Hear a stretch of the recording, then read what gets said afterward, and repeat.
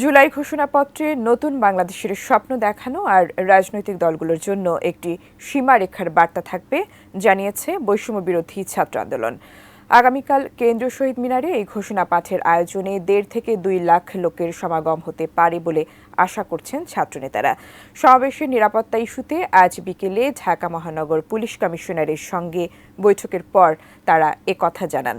DMP সদর দপ্তরে এই বৈঠক অনুষ্ঠিত হয়। পরে বৈষম্য বিরোধী ছাত্র আন্দোলনের মুখ্য সংগঠক আব্দুল হান্নান মাসুদ বলেন, সমাবেশের নিরাপত্তায় আইনশৃঙ্খলা বাহিনীর ৫০০ সদস্য মোতায়েন থাকার কথা জানিয়েছে ডিএমপি।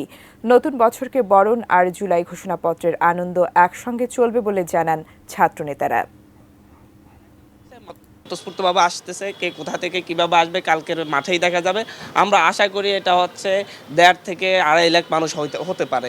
যেভাবে আমরা সাড়া পাচ্ছি, বিভিন্ন জায়গা থেকে আমাদের সাথে যোগাযোগ করা হচ্ছে, আমরা আশা করছি ১.৫ থেকে ২.৫ লাখ মানুষ কালকে শহীদ মিনারে জড়ো হবে। এই ব্যাপারটা হচ্ছে ৩রা আগস্টের মতো এক দফার এক্সটেন্ডেড ভার্সন আগামীকালকে হতে যাচ্ছে। আমরা যে এক দফার ঘোষণা শহীদ মিনার থেকে দিয়েছি, সে এক দফার পরে আমরা সেই এক দফার পরে যেই ফ্যাসিস্টের পতন হয়েছে, সেই ফ্যাসিস্টের পতনের পরে নতুন প্রক্লেমেশন দিয়ে সেটাকে আমরা জাতির কাছে ডকুমেন্টেড করে তুলতে চাচ্ছি। সেটা হচ্ছে সেই ৩রা আগস্ট যে মানুষগুলো সেখানে এসেছিল তারাই আগামীকালকে আসবে।